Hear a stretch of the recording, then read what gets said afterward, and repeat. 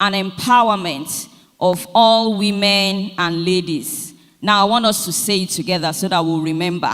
Accelerate action for the rights and empowerment of all women and ladies. Okay, so right now I'm going to be introducing the dignitaries in our midst. I know we are all dignitaries, but I would like to introduce some special people in particular. So I would like to first introduce the #1 citizen in Joseph Ayo Babalola University. He's also the chief host of this event. Please let's appreciate our Vice Chancellor, Professor O.A. Fakolujo. You're welcome, sir. Sitting next to him is the Deputy Vice Chancellor. Please put your hands together for Professor A. Next to the DVC is the registrar of this institution, in person of Mr. Dakpo Adeniyi. Please let's celebrate him. Okay, we have other principal officers, but they are not here with us. Maybe when they join us, we'll also introduce them. Oh, I'm sorry. Okay. Yes, in our midst, we have the librarian, Professor F.O. Ajegbomogun. Please, let's welcome him. You're welcome, sir. Thank you. I'd like to introduce our speakers for this event.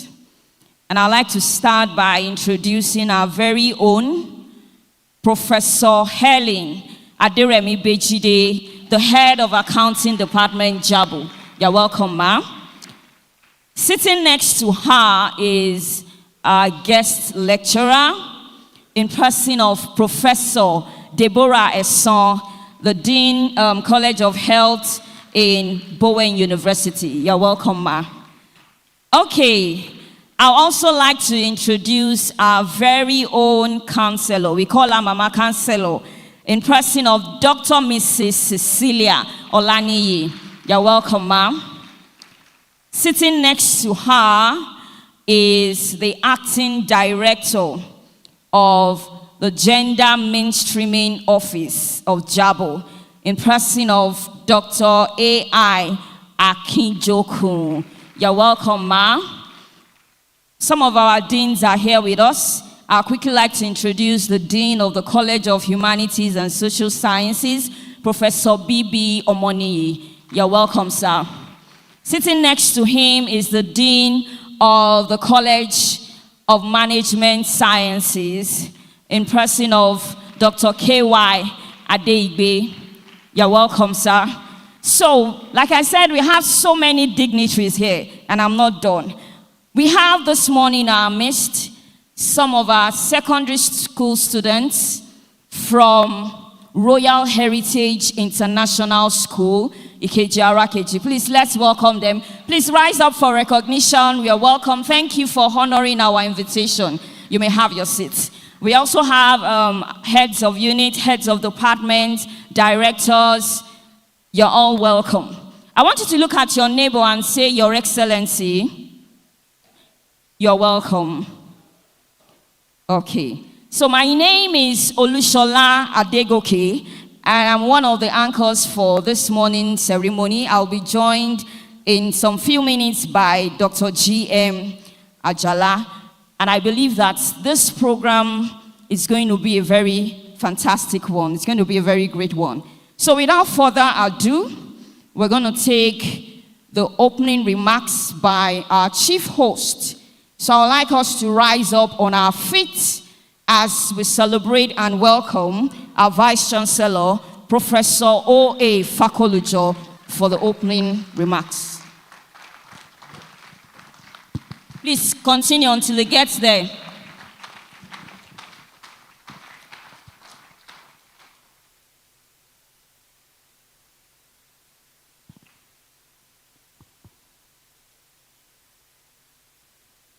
Have your seat.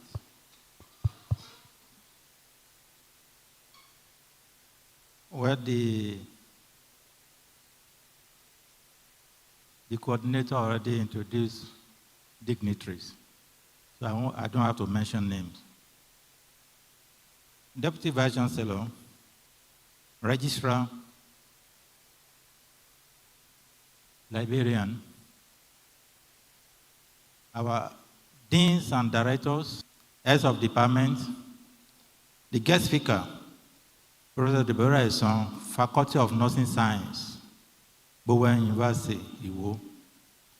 Other distinguished speakers, Professor Elin Bejide and Dr. C.O. Olaniyi. Academic and non-academic staff of the university, invited guests, particularly from Heritage College, students, ladies and gentlemen, I say good morning to you all. It is my honor to stand before you today as we celebrate International Women's Day 2025, a day dedicated to recognizing, uplifting, and empowering women. This year's theme, Accelerate Action for the Rights and Empowerment of Women and Ladies, serves as a call to move beyond words and take bold, deliberate steps towards ensuring equal opportunities, dignity, and justice for women in all spheres of life. Women have always been at the heart of progress, yet challenges such as gender inequality, discrimination, violence, and lack of access to leadership opportunities still persist. It is our collective responsibility, whether as leaders, educators, policymakers, students, community members, to ensure that every woman, regardless of background or status, can thrive and succeed. Today, we are privileged to have distinguished speakers addressing key areas of women's empowerment. Professor Aderemi Bejide will speak on empowering women for a sustainable future, the role of education, leadership, and economic inclusion. Education and leadership create open doors for women, and we must continue to remove the barriers that hinder progress. Professor Deborah Eson from the Faculty of Nursing Science, Bowen University, Iwo, will discuss women's health and well-being, breaking the silence and prioritizing self-care. Health is often overlooked in the conversation on empowerment, yet it is the foundation of a woman's ability to contribute meaningfully to this society. Whether it is reproductive health, mental well-being, or preventive care, women must be equipped with the knowledge and resources to take charge of their health. Dr. C.M. Olaniyi will speak on freedom from violence and discrimination in the workplace, school environment, and society at large. No woman should live in fear of violence, harassment, or discrimination. We must all work to create safe spaces, both in educational institutions and in the workplace, where women are treated with respect and dignity.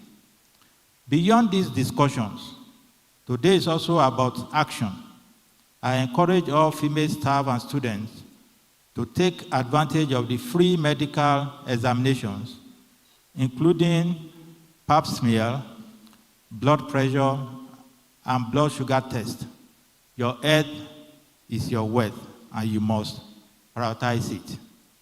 Empowerment begins with education, economic independence, and robust policies that protect women's rights. However, true change occurs through our daily actions, how we treat, support, and uplift the women around us. To all women here today, believe in yourselves, take up leadership roles, and never let society define your worth. To the men in this audience, be allies, speak up against injustice, and support gender equality. When women succeed, we all succeed. As we celebrate today, let us commit to making real change. Let us continue to promote equality, fairness, and ensure that women and girls flourish in all aspects of life. As I draw this address to a close, I extend my heartfelt congratulations to all our esteemed women of honor, to all female staff and students of our great university. I express my gratitude for your unwavering faith in God and trust in management, as well as your relentless dedication and outstanding contributions to the continued growth of this institution. I especially appreciate all the beautiful women who meticulously planned and put this program together. God bless you all. I offer immense gratitude to Professor Deborah Ison, who traveled all the way from Bowen University. As you depart, I pray for Johnny Mercy's protection over you. To all our amiable women, I say thank you. Happy International Women's Day. Thank you for listening.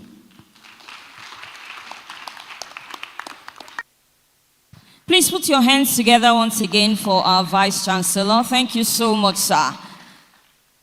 We appreciate our Vice Chancellor for giving women here in JABU the opportunity to soar, even to achieve greatness. Thank you, sir, for that wonderful opening remarks. While the Vice Chancellor was giving his opening remarks, the bursar of this university walked in. Please, I'd like us to welcome Mr. E.A. Onilado. You're welcome, sir. Thank you very much. Yes, this is International Women's Day celebration. It's about women. But we have men in our midst. So please, once again, can we celebrate the men in our midst? Let's appreciate them. We appreciate you. Thank you so much. Right now, we're going to take the welcome address by the host of this event. I'd like to call the acting director of the Gender Mainstream Office of JABU. Please join me to welcome Dr. Adebola Akinjoko.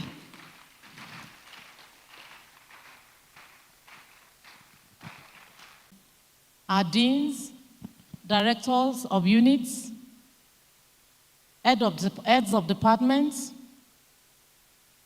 as staffs, as students, ladies and gentlemen, it is with great pride that I welcome you to the 2025 International Women's Day celebration. Today, we unite as a community dedicated to progress, equality, and empowerment, acknowledging the vital roles of women in building a better future. Once again, I would like to extend a warm welcome to our guest speaker, Professor Deborah Ison, as well as Professor Eileen Aderemi-Bejide and Dr. Cecilia Olaniyi. Our heartfelt thanks goes to the university administration, particularly our Vice Chancellor, Professor Olaosebikan Alade Fakolujo. Thank you, sir.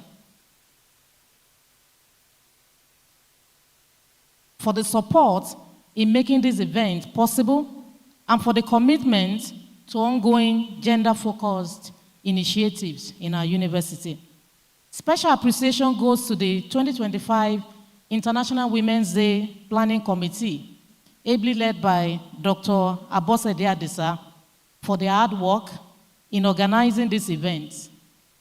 This year's theme, Accelerate Action for the Rights and Empowerment of Women and Ladies, urges us to take meaningful steps towards women's rights and empowerment, fostering inclusive opportunities and policies. At Joseph Ayo Babalola University, with the backing of our Vice Chancellor and the Gender Mainstreaming Office, we are dedicated to creating an empowering environment for women in academia, leadership, and research. International Women's Day is not just a day of recognition. It is a call to action. While we celebrate women's achievements, we must confront ongoing challenges like gender bias and economic inequality. Empowerment requires collective action. To the young women and students in our midst, embrace your dreams. To our staff, be mentors and advocates for younger women. To the men in our midst, support women's rights as human rights. Together, let's create a world where every woman and girl has the opportunity to succeed. Not only for today, but for generations to come. I want to wish you all a happy International Women's Day. Thank you.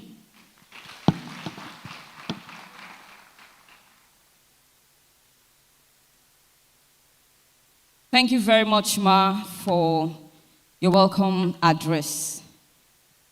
Okay, while the address was going on, we had some of our deans walk in here. So I'd like to recognize and also call up on stage the acting dean of the College of Agriculture and Natural Sciences, Dr. S.O.M. Awoniyi. You're welcome, sir. Please come up to the stage. I'd also like to recognize and welcome the Dean of the College of Law, Dr. O.A. Oyebanji. You're welcome, sir. Please come to the stage. All right, I want to thank VC and the acting director of the Gender Mainstream Office of JABU for those speech that were given, talking about taking action. So we are not just here to listen and to just learn and just to listen.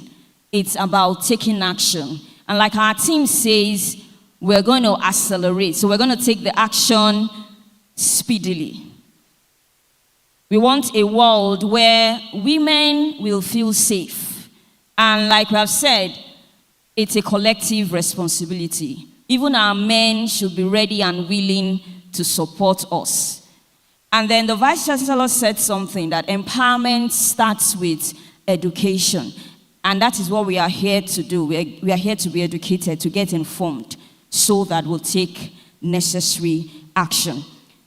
As we continue in the event, some students from Omoyemi Secondary School in Ikeji walked in. So please rise up and let's celebrate you. You're welcome to JABU. Thank you for honoring our invitation. Please, you may have your seats.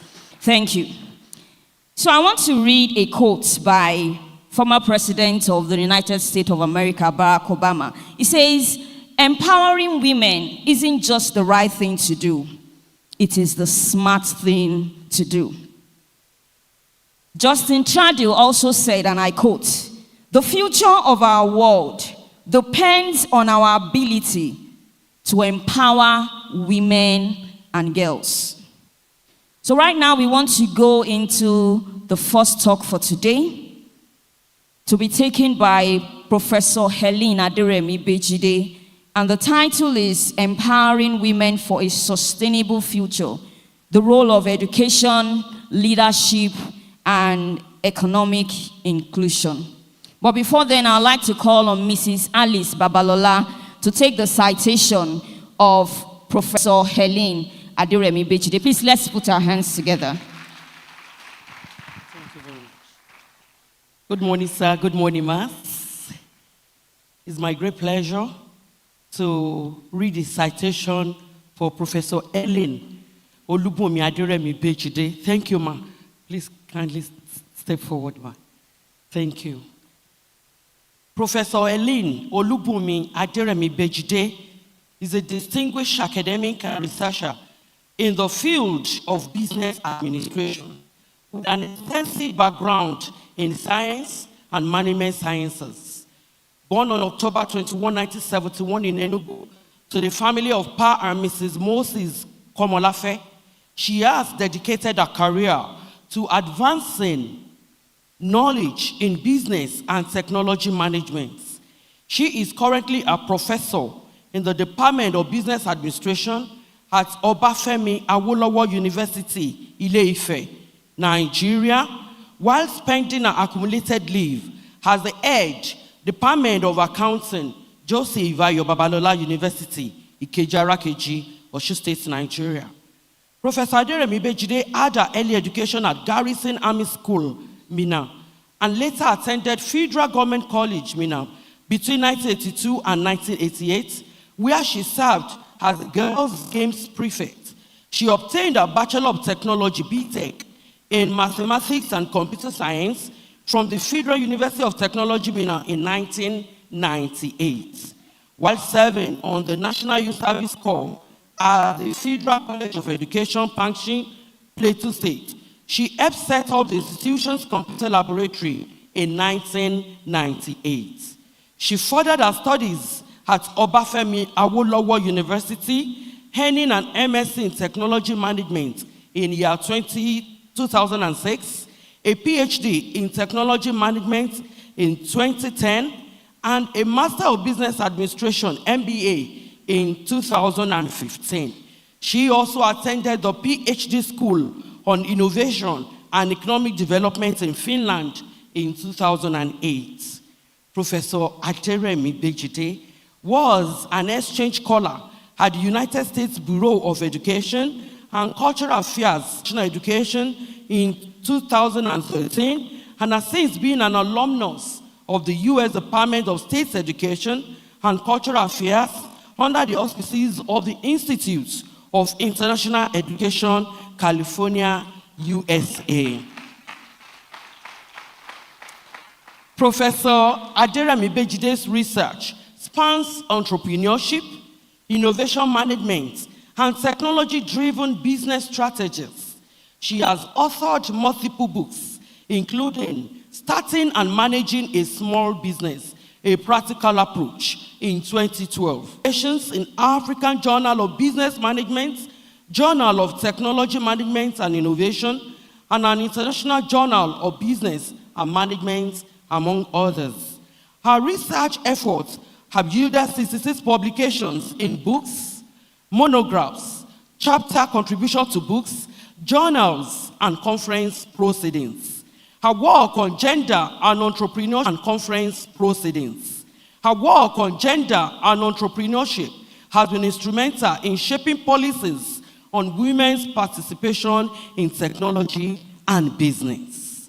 Between 2001 and 2005, she recognized the urban-rural and gender-based digital divide in African nations and worked with the Nigerian high-tech women, an NGO named after a Ghanaian sister organization and aimed at empowering women in ICT for professional and entrepreneurial development. Okay. She is a member of renowned professional bodies such as the Academy of International Business, the Institute of Small Business and Entrepreneurship, Organization of Women in Science and Development, Institutes of Strategic Management of Nigeria, and the Nigeria Computer Society, among others. Her expertise has earned her several research grants, including funding from the Federal Ministry of Science and Technology, Capital Project on post-graduation occupation of Nigerian females in science and technology in 2007. A research grant in 2011 from Educational Research Network for West and Central Africa on higher education in Nigeria, challenges and implications of formal sector employment for women. Working with our research team, she also received a research grant in 2017 from United States of America, Tech Women Program on demystifying the study of science, technology, engineering, and mathematics, STEM, to students using STEM in a box, with special emphasis on girls. Furthermore, in collaboration with our research team, she received a grant from USA Department of State alumni, Tech Women, to execute mobile apps development summer school, MASS for girls, from 2017 to 2018, She has since then led multiple studies on science and technology, manpower development, and utilization in Nigeria, positioning her as a thought leader in technology-driven enterprise development. Professor Aderemi Bejide began her formal career at the National Center for Technology Management in 1998 and was a pioneer staff member of the. Additionally, she was a part of the technical team responsible for the review and design of the Nigerian session policy launched by President Goodluck Jonathan in October 2012. She also contributed to the Osun State Local Enterprise Advancement and Development Scheme, OLEADS, during Governor Aregbesol's tenure and served as a UNESCO panel on girls and women's education in Mali in 2011. When we talk about our teaching and mentorship, Professor Aderemi Bejide has supervised numerous MSc and PhD students contributing to academic capacity building in Nigeria. She is happily married with children and godchildren. Ladies and gentlemen, it is our pleasure to welcome to the podium a distinguished part of academia, renowned researcher, innovative thinker, and technologically savvy individual. She is a shining example of excellence in multiple fields, a successful entrepreneur, devoted wife, loving mother, and proud grandmother. She embodies the perfect blend of intellectual rigor and professional achievements with personal values. Please join me in giving a warm welcome to the esteemed Professor Ellen Olubunmi Aderemi Bejide. You are welcome, ma.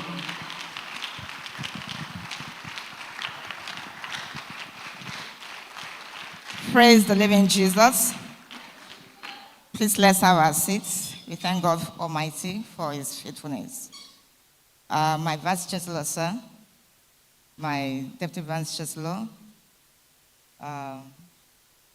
my librarian is not on seat now, and every other, the protocols, formal protocol duly observed, sirs, and ladies and gentlemen. It's taken a lot of time reading that citation, and I don't want to waste more time. But to go into the gist of today and make the best of the time that we have. We thank God Almighty for this opportunity granted to us to have this program this very morning. My main work today is to speak to empowering women for a sustainable future, the role of education, leadership, and economic inclusion. And I want to welcome all of us to International Women's Day celebration.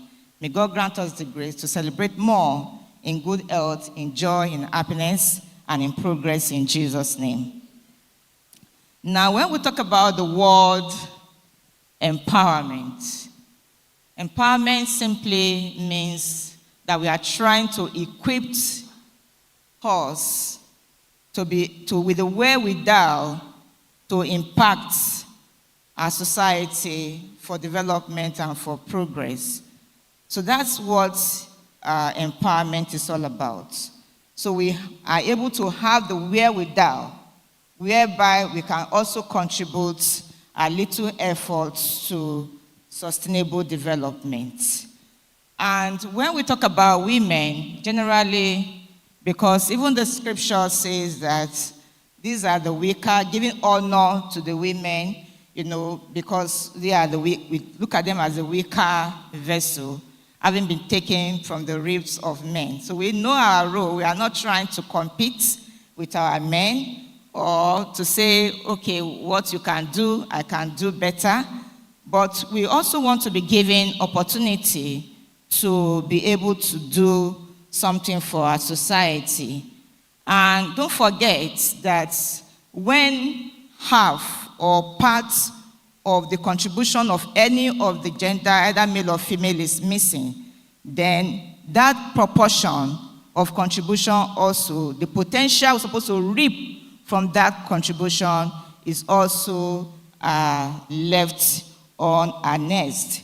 And that is why we are concerned about this particular topic. And this presentation will explore how education, how leadership and economic inclusion shape sustainable future for women.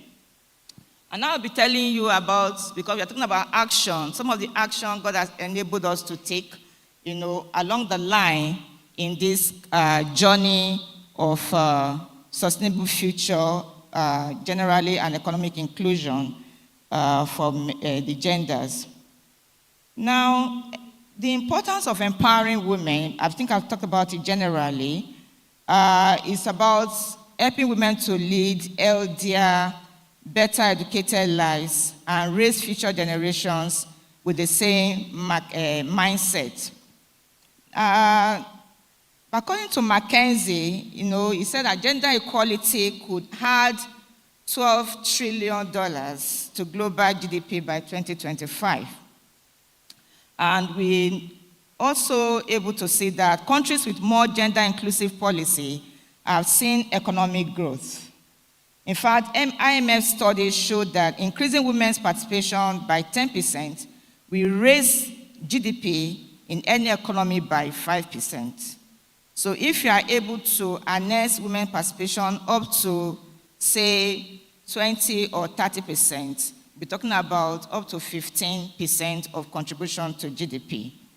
And we have seen a lot of this, all around us. I remember some time ago when we were in a meeting like this, and then we met some women. They came from Ghana, and they said they had the Ghanaian women high-tech. I said, okay, why don't we also have a Nigerian women high-tech? And at that time, we came together with some other colleagues. And then we registered the NGO, and then we started going to the local governments, because most of us there, we are ICT-based, foundations. We had ICT-based foundations. And then we went to the grassroots. And then we saw the local government chairman, please sponsor these women, the one that does market women, the one that have their little businesses. Let them come to this conference, this workshop. Let's teach them how they can use ICT, leverage on it to better enhance their businesses. And by the grace of God, this local government chairman, they supported us. All the women came, and then we had a very wonderful workshop, and we empowered them. And it's still speaking in their life up to today. And so that is what we are saying. The little way you can contribute, wherever you are, see what you can do in your own field of study to be able to assist your fellow girls, your fellow women, in that respect. Education, as we said, it breaks the cycle of poverty. They say education is power. Education itself is not power, but until you use it, you apply that education you have. Somebody say education is expensive, and say go and try ignorance. Then you will see which one is more expensive. So knowledge and education is very important. And it was via this education and the little contribution we are able to make. And then there was a call then, and from the US, and they were looking for women in Africa, in Asia, and other underdeveloped countries, that they can train to be able to make more impacts. And out of thousands of people that applied at that time, I think just about 5 or so of us were picked from Nigeria, and by God's grace, I was one of them. And then we were taken to Silicon Valley then, because of the little contributions that we were making even back at home. And at Silicon Valley, we were able to see a lot of, technologies. We were in Adobe, we were in Facebook, we were in LinkedIn, mention all of those big giants of IT. And then we saw the way innovations were being harnessed, like every month, and this was a very great exposure to us. And we had our own little contributions to also go back and do the same in the environment where we are. And so when we got back, we partnered with the U.S. consulate that time, and we say, okay, these secondary school leavers, these young girls, what can we do for them? When they finish school, they sit down at home waiting for JAM, waiting for WAEC so that they can enter university. And then me and my colleague that time, she's now in the U.S., Dr. Alade Somititi, we came together, okay, let's do something. And then we organized what we call the Mobile App School for Girls, Summer School for Girls. So we got all the girls together, and they were happy to be part of us. And we liaised with some other organizations in Lagos and people that are very versatile in app development. And you'll see what little girls could do. They were developing apps, mobile apps. And this was very, very inspiring for us. In fact, it makes us so very much happy. And if you go on the net, you see that summer school is still there up to today. And so this is what we are telling, that if you are able to give people education, there's nothing that they are doing over there that we cannot do. When we look at participation in university education by gender in Nigeria, I have this table there. And then you see male participation, student and female participation, female student participation. In 2018, you see what the statistics tells us. I think the thing is very blurred there. You have about 56% for male, 44% for female, and that trend continues up to 2024 like that. So it has improved drastically anyway, but we are saying that it can still even be better than what it is. What are the key? STEM education encourages women to pursue careers in fields that shape the future. The other times we were together with some people and they say, oh, most of these technologies in the home. We talk about the blender, talk about the fridge, talk about what kind of equipment you see in there. It's mostly we women that are using it. And you are not part of the people developing it. Can you just imagine if women are part of people that are developing it, how much more impactful and useful and functional it will be for us? And that is the essence where we are saying that be part of it as a woman, be interested in the tech things, be interested in the engineering things. There was a time we went for a study when we were working on the post-graduation occupation of Nigerian women in science and tech. And then I was privileged to go to Enugu that time to go and interview some leaders. Although I have not come to leadership, I'll still come to leadership, but I'm talking about education. And in those organizations, when we met with, there was a particular organization, one of them was in the banking industry. We saw the MD there. Then we talked to him and asked him that, why don't you have so many women in your organization? Will you encourage that women should apply in the job and be part of your team? He said, no. He said, why? He said, because very soon they will go and get pregnant, and this and that. They'll be asking for maternity leave, and they'll be taking their skills, want to drop children. So I'm also talking to our men, because that person was a man.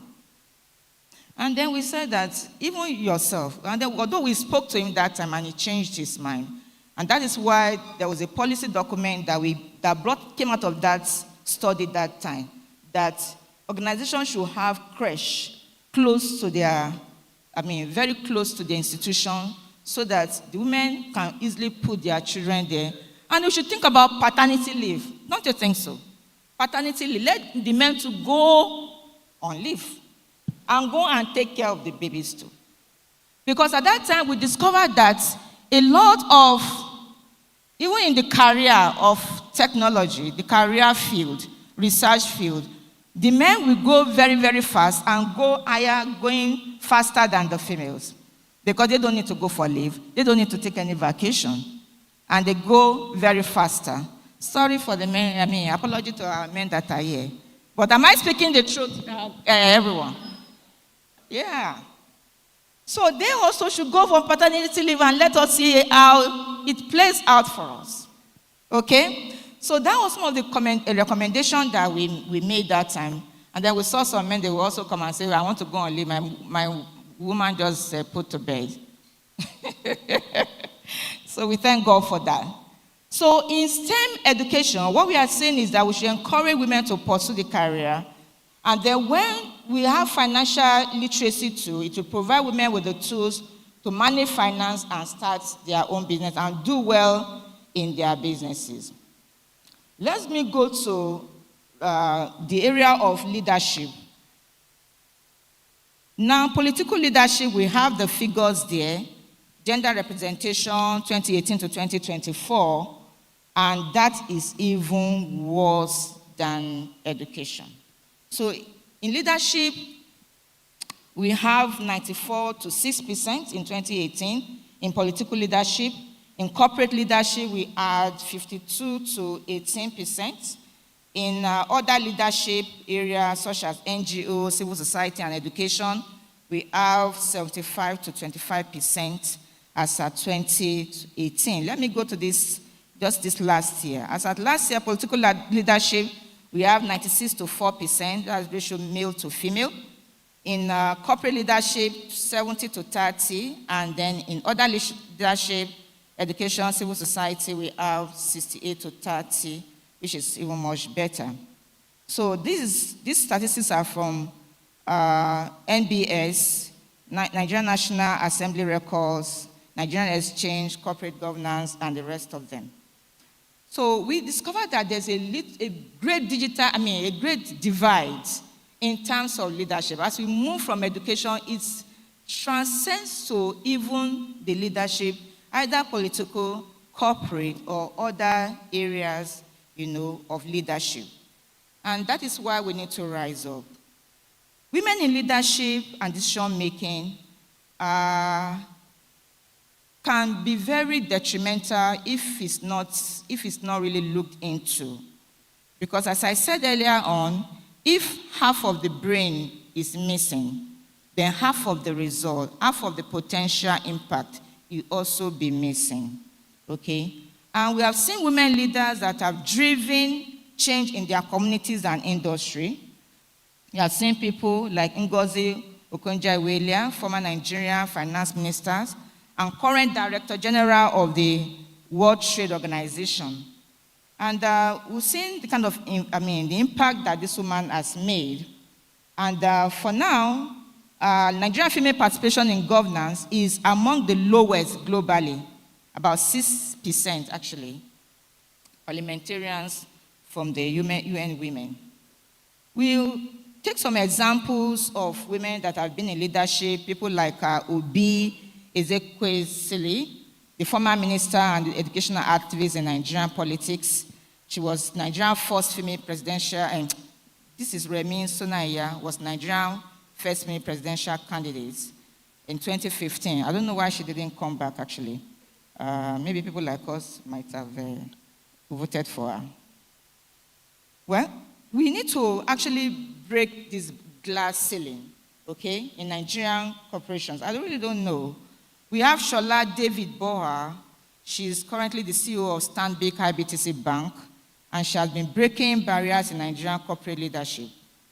And according to World Economic Forum, only 3% of Nigerian companies have female CEOs. In education, we have few of our women too there as vice chancellors.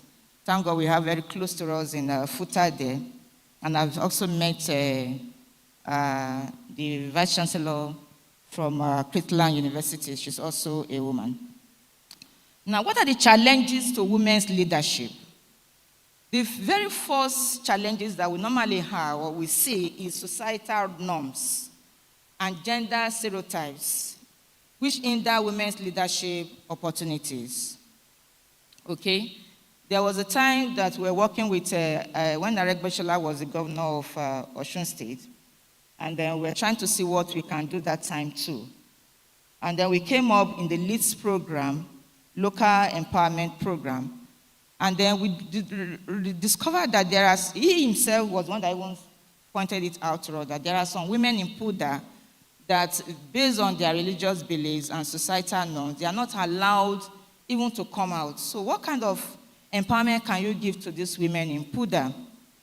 And then we came up with some training that, okay, let's see, there are some high city-based businesses you can do without even leaving your house, that can empower you and that you can also be able to contribute in your own little way. And that is what we actually did. And many of them, even without going out, they are also making impact where they are. So we need to look inward. What are those things? Where are the challenges? Societal norms. In some cultures, they say women can be seen but not heard, right? They can be seen but not heard. Okay? So if you have such scenarios in a particular place, what is it that you can do to assist? So that is what the action we are talking about. That's the action we are talking about. So, and then lack of mentorship and networking opportunities can limit women's career in advancement. Thank God for the Organization of Women in Science and Development. There's a lot they have universities, chapters, and they meet regularly to network and then make their impact. I don't know whether we have one in JABU, because I've not been part of the 1 year, but I know in OAU we have one that we network together and see what we can also contribute. Now, we need to change this, remove these barriers or lessen this barrier so that we can foster leadership diversity and then inclusion that are there. Now, what are the role of economic inclusion in empowering women? I've left leadership and coming to economic inclusion. You see, this is like a triangle, okay? You have the education on one hand, then you can have the leadership, and then the economic inclusion can come. They are all interwoven and they work together. Because if the woman, there might be an opportunity there, but if she's not educated or she doesn't have the potential and the wherewithal to take up that opportunity, what will happen? A lot of opportunities are being posted here and going around. But if you're not in the position to take that opportunity, so what do? There's nothing. So economic and financial resources, financial independence allow women to make informed choices about their lives and their families. All right? The women there, you are the center of the family. When the child is growing up, it is the woman. The development of the child, most of the time, the woman will, first of all, bring up that child, to know and understand society and things, generally. So if that woman doesn't have the knowledge, how will she be able to help that child as it is? So we need to educate ourselves so that we can educate right from our very home. We can educate our children. We can educate, the people around us. I was talking about our children because I have an ICT background. I exposed them to ICT. Now she read geography, but she's never practicing geography from any Adams. All she's doing is ICT. All over the place. And she's getting her salary even in dollars. Me, I don't even have that salary in dollars. Can you see something? No, but that is what we are saying. Our children should do better than us. The other second one too, she's into programming. She would do her web design, do front page, back end, but whatever end, I don't understand this language anymore. All of my analysis, I dump it for her, and then she does it. And she's going in that direction. She's still in school, but she'll be taking a job from our colleagues to help them, develop their programs and all of that. So that's what we are saying. So when you as a parent or you as an individual, you are educated, there's no how it will not transcend to people around you. There's no how it will not transcend. So first of all, start with empowering yourself with the right tool and ability so that you can be able to do or make impact wherever you are. Here we talk about, we give an example of Indian self-help group movement, which has empowered over 70 million women in rural areas, helping to create a sustainable economic ecosystem. We have a lot of inspiring stories of women entrepreneurs. I just mentioned them. We have Ifoma Udo, she's a social entrepreneur and founder of She Included. It's a female-focused fintech dedicated to creating economic prosperity for women. We have Farah. Farah co-founded Okra. Farah, though she's in the United States, she's making impact right here in Nigeria, all right? Ake Ani Mumini, founder of a successful Nigerian fashion brand, and then 25% of businesses in Nigeria are owned by women according to World Bank.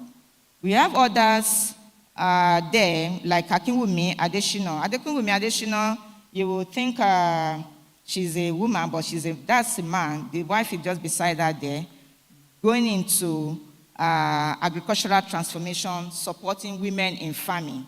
Okay? So even you as a man, there's lots you can do to also support the women around you. We have women in technology too, like Ire Aderinukun, creating Nigerian user experience designer and web accessibility advocate, and encouraging women to pursue STEM careers to drive technological innovations.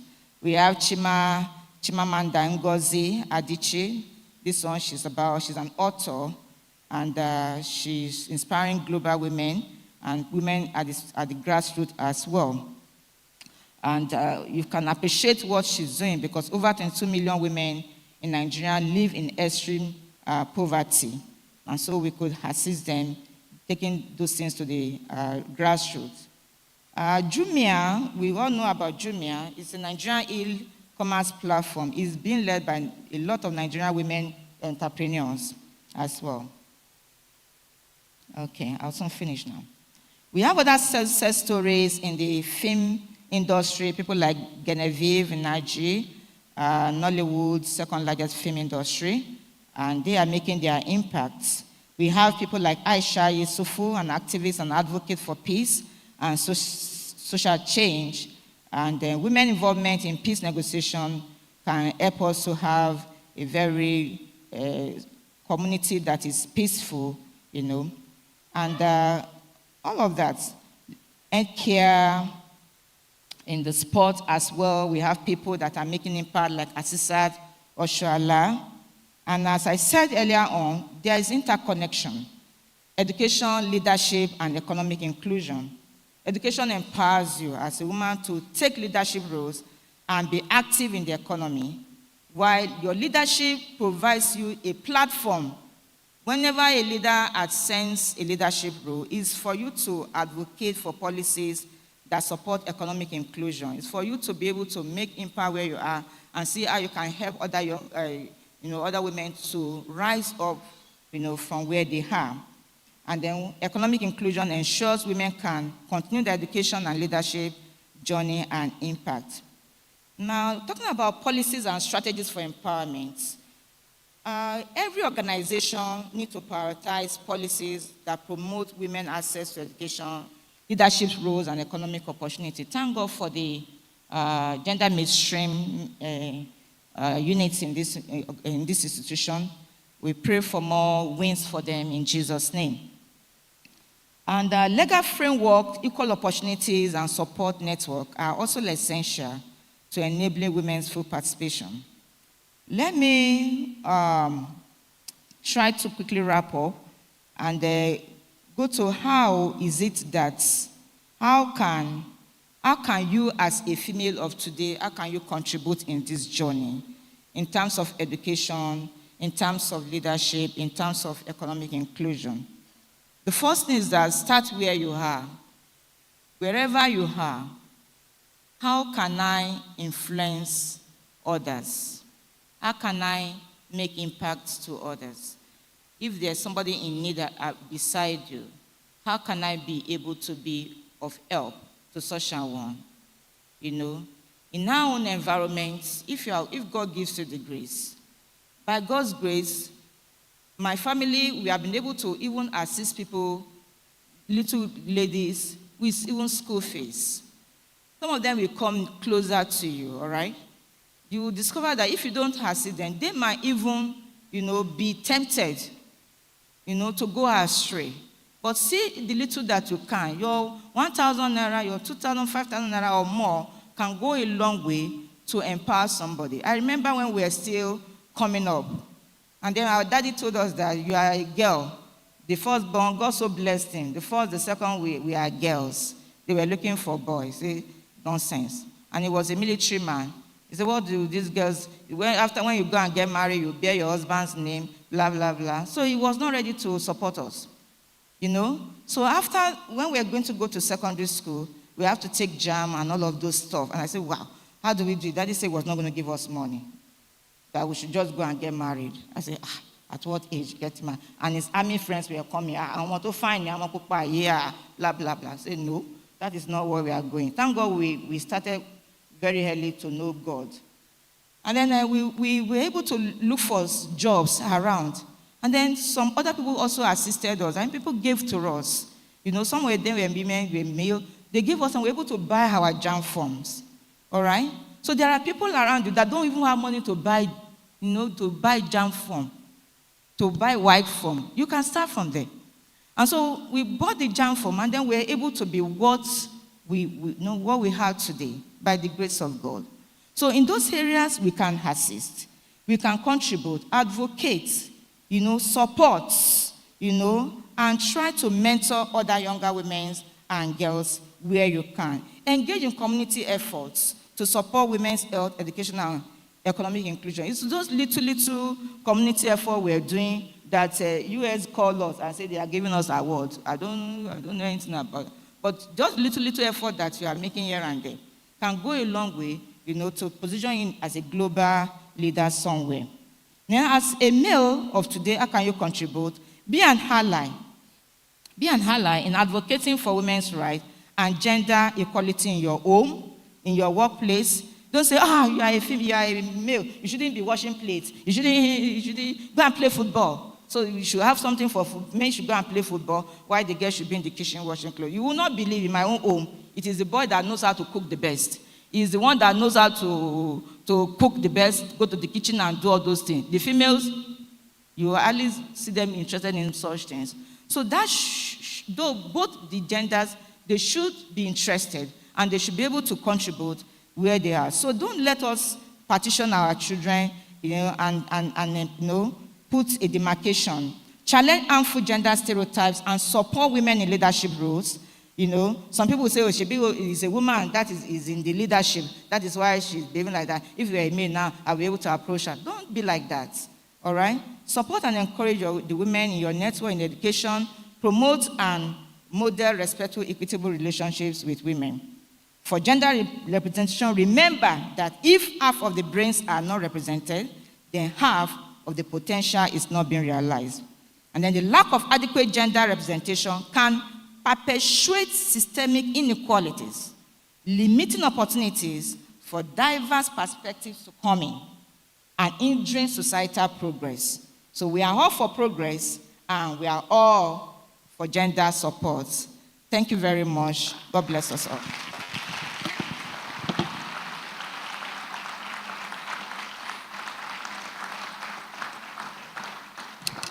Thank you very much, Ma, for that wonderful presentation. Thank you so much. We really appreciate you. Thank you, Ma. Wow. That was really enlightening. Now we want to take some questions and answers. So I'd like us to get ready to ask our questions. And if you know you are the shy type, you don't want to come forward to speak, you can just put it down and give it to the ushers. I have some questions here, but I will wait for one or two people. Can I see any hands up? Any question? Anyone? Okay. One. Any other person? Okay, before we continue, I also like to recognize the presence of the Dean of Students, Professor P.O. Alokon. Please, let's appreciate him. We celebrate you, sir. We have in our midst the Vice Principal and some female staff members of JABU International School. Please, where are you? Let's appreciate you. They are with us. Their students are currently writing exams, but we appreciate you for celebrating with us. Okay, before the question, I hope we're taking notes. There's something Professor Bejide said. She said, if half of the brain is not utilized, what happens to the result? Did we hear that? Or we're not paying attention? Half of the result will not be achieved. So I really appreciate her for giving that talk on education, talking about leadership, economic inclusion, the use of IT. Anyone who is not going into IT now will be left behind. You don't say IT is for men or for young people. Even women are doing things in tech, so we should be encouraged. And she said that our men should support women. Organizations should set up policies that are favorable to women. And then she said that women need to be empowered in order to raise the next generation the right way. That's deep. Then finally, I appreciate the fact that she puts first the God factor. So those are things we should take home. So can I have the person that wants to ask the question? Please, you can come forward. Please, let's appreciate her. Let's appreciate her. Appreciate her now.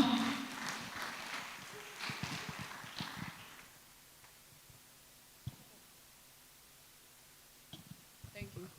Thank you very much, Ma, for that wonderful speech. Please, a round of applause for her. She actually did so very well. But I just have 2 questions to ask. Now, we get the fact that women should be empowered. In fact, I would say that a lot of times the guys have been sidelined these days because we have more of these women-centered seminars and all of that. But I like to think that the major issue is the home and the society, which you touched on. In most homes, as a woman, when you are growing up, they are training you to be domesticated already. You would hear things like, oh, is that how you are going to do in your husband's house? I want to live my life before going to my husband's house. When you are buying toys, they would buy you dolls, makeup and all of that. I am not saying it is wrong, no. We also have to channel our feminine, aspects. But if you see a girl child playing with a car or saying, Mommy, I want to be a carpenter when I grow up, or I want to be an engineer, the first question they are going to ask you is, are you all right? Most of the times. I mean, that is not a field for a female. Before coming to JABU, I studied software engineering. And I'm not going to lie, it was tough. Out of a class of 40 students, we were just 2 girls. And I couldn't survive. So I just packed my load and said, let me come and study international relations, jejely. So how then do we fight this battle of the home before coming to the society? Or before saying empower women? Because if you empower her and there is nothing for her to fall back on, what then would the empowerment do for her? That's my first question, Ma. Then secondly, you gave us a statistics of, male and female participation, especially in the political aspect. And I remember one particular election, there was a lady that wanted to contest. And before she even went for primaries and all of that, there was, oh, she cannot win, she cannot win, she cannot win. And the funny thing is, most of this dejection that she got came from the female gender themselves. So I don't know, is there a way you could help us enlighten we female that your fellow sister is not your enemy? You would see someone finer than you and you'd be like, what happened? Going on? Because you are wearing bone straight and all of that. There is just so much, I don't know, should I say envy amongst the female? How can we outgrow it? Because we rise by lifting others. And I believe that when women come together in collaboration and partnership, there is a lot that can be achieved. Thank you very much. Is there any other question before I give her the mic? Okay, ma'am. I want to appreciate that, my girl, for that wonderful question. Please, a round of applause for her. Yes, that's the realities she just spoke about. That's the reality. That's what we see, everywhere we go. And I will start by saying that, first of all, as an individual, don't see yourself lesser than your female or your male colleague. I remember there was a time one of my mentors said, okay, I should help her to give a speech. She was not around. That I should help her to give a speech. And it was all about female entrepreneurship and all of that. And somebody asked a similar question like that. You're talking about female empowerment, what about the male? Don't they also need to be empowered?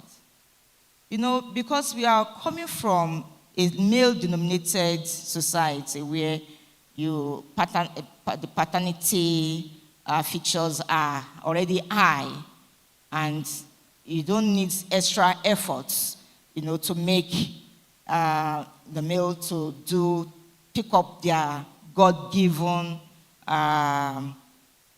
headship and leaderships that God has given them naturally. You don't need any special effort there. So, and that is why we are talking about the female, because they are the one that feels that, if you see an average girl now, if I want to marry a man that has cars, that has houses, that has this and that. What about you? Don't you think you can have those things too? Must you wait for the woman? There was a lady, the VC of Chrisland, when we were talking, she said that when she wears a cloth, then somebody will tell her that, Oga, they try, see what you wear, Oga, they try. He says, so now only Oga if you buy something for me, I can't buy anything for myself, or what is that?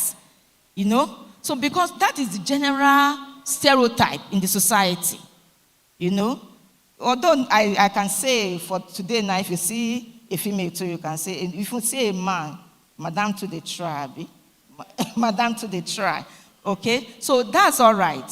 But what we are saying that first and foremost, let me quickly answer your question, is that you as a person need to see yourself that you are not lesser in capability or in the wherewithal, to make things happen wherever you are. You have all that you need as a child of God, as a God creature, to impart wherever you are and to make impact wherever you are. Okay? So number one, you have to come to terms with that. In the area of how do we educate our women to know these things? The little we can, we put it in policy briefs, in publications and all of that, and in gatherings like this. I'm happy that a lot of you turn up for this program. It's part of the education we are talking about. So when you come for such education, you know that, just as she said, your fellow sister is not your enemy. Okay? So if you have an information that will help your fellow sister, why don't give it to her?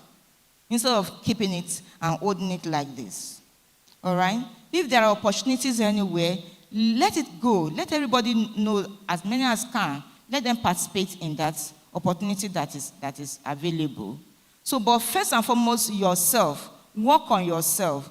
Empower yourself. Many things that we know today is not in the classroom that you learn about it. You train, develop yourself. So in that software organization that you say you wear, I don't know, you can still go back to it and get the knowledge, because you can use it powerfully, to influence. Because when you left now, that means those about 30 or 40 males, they will be, when they're looking for somebody to lead that software, they will be the one to be taken, because you left the place untrained. So first of all, empower yourself. The area you can train, fine. If you cannot train yourself, go and learn those skills, so that wherever you are, you can also be able to excel those leadership positions. Okay? And then we are learning today that we should support ourselves. So let's support ourselves. Let's have networks. We can have networks of farmers, just as we have a network of tailors, you have network of farmers, you have network of these mechanics. We can have network of women in any different career. And in that career, they can bring up projects that they can do, and through that way, they will be recognized, and they can also be able to make impact in, when we say the men's world. So we can have men's and women's world together. Thank you very much. Thank you very much, ma. Please let's put our hands together once again for Professor Helen Aderemi-Bejide. Thank you so much, ma'am. I must say that this audience has been a very wonderful one. So please put your hands together for yourselves once again. Celebrate yourselves. All right, so we're moving forward. How many of us came for the medical test that was done this morning? Clap for yourselves, those that came.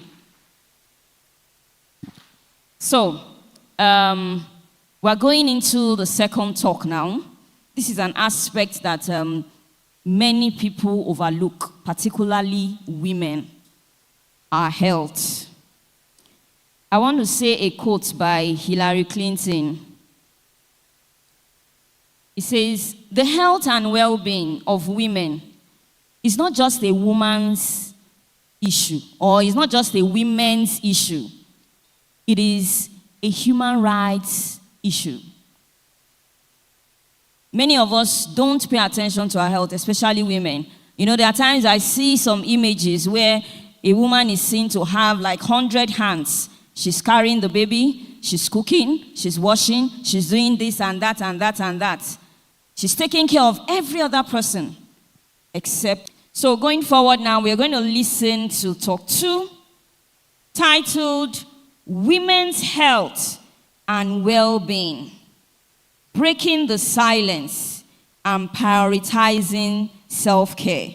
And this talk will be delivered to us by Professor Deborah Esson, the Dean, Faculty of Nursing Sciences, Bowen University. Before then, I would like to call on Dr. M.A. Idowu to read Professor Esson's citation.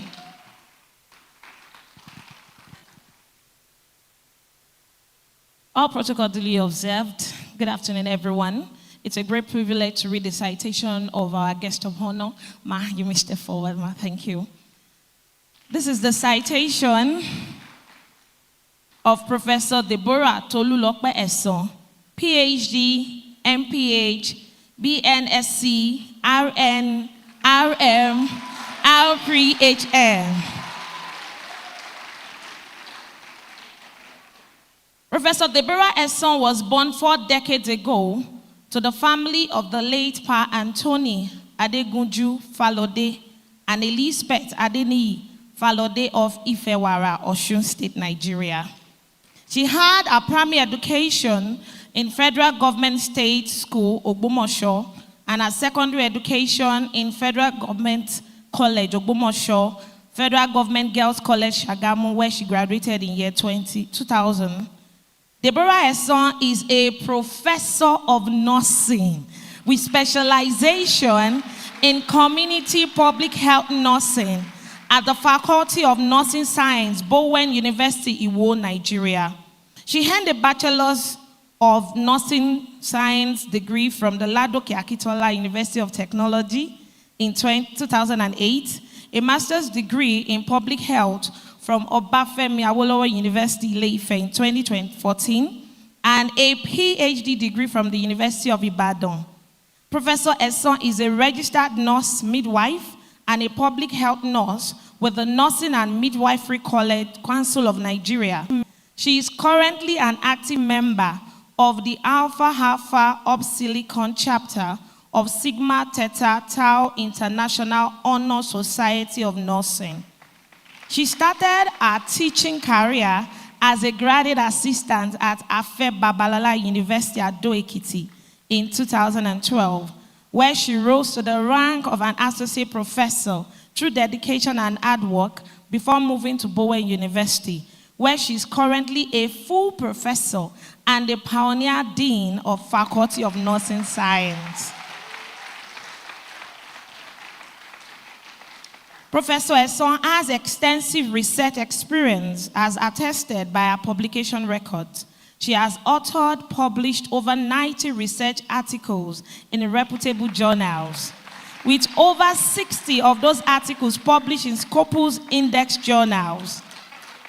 She is a public health nurse specialist with her research focus on cancer risk factors, prevention and screening, community midwifery, and public health nursing research. She has contributed valuable knowledge to the field of public health through article publication, conference paper presentation, and capacity building. Professor Eson is a seasoned researcher, an emerging young scholar, and educationalist.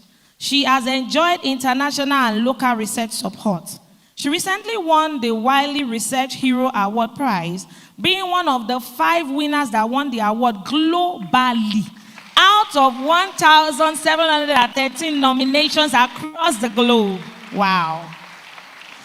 She also won in 2023 the International Nurse Researcher Award by Sigma Theta Tau International Honor Society of Nursing as the Emerging Nurse Researcher Scholar Award for African Region, being the first and only Nigerian to ever win the award since its inception in 2016.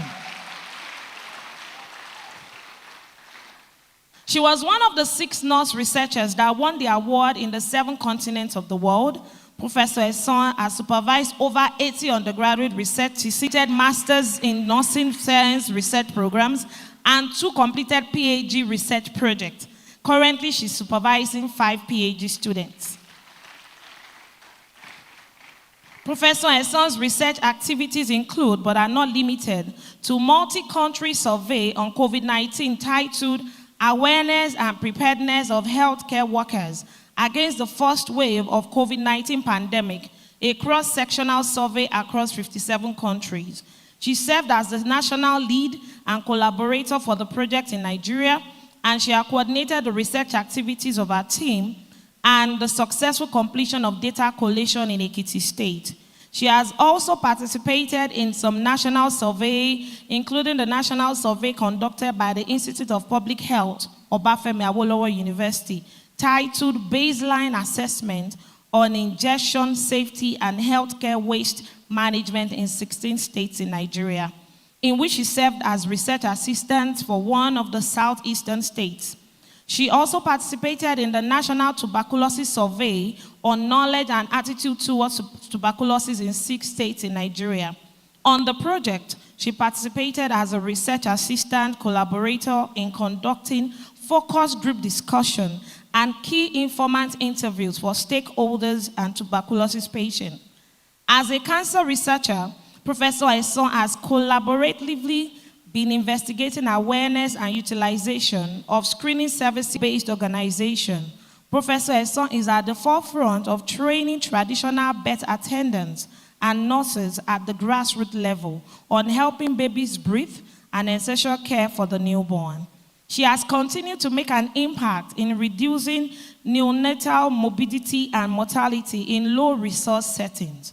In 2023, she was involved in training of midwives working at the secondary level of care across the 16 local government areas in Ekiti State.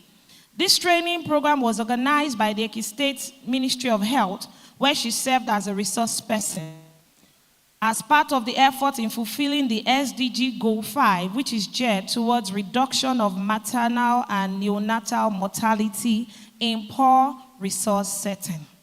Professor Eson has won several awards, which include, but are not limited to, the Wiley Research Hero Award for the Emerging Nurse Researcher Scholar Award, the Nurse Researcher Award for the year 2023, the University of Ibadan Postgraduate Student Award, Afe Babalola University Founder and Chancellor Research Award for publishing in Scopus Index Journal for 2020, 21, and 2022. She also won Most Supportive Lecturer Award by NUNSA in 2017, Best Abstract Award in 2016, Carnegie Scholarship for Female Postgraduate Student in 2021, Best Student in Clinical Practice and Nurse of the Year during an undergraduate degree program. Recently, she earned the Meticulous Award of Excellence, awarded by the Nigerian Universities Nursing Student Association. Among other notable achievements is recognition by Springer of top downloaded sustainability papers for scientific reports in 2022. She's also the beneficiary of University of California, San Diego Global Health Program Research Support up to the tune of $6,300 US. In 2023, she was invited to be part of an in-house focus group meeting organized by Sigma Tau International Honor Society of Nursing, USA. Professor Eson teaches research, health economics, health statistics, epidemiology, ethics, and jurisprudence to undergraduate nursing students, and research, health economics, and biostatistics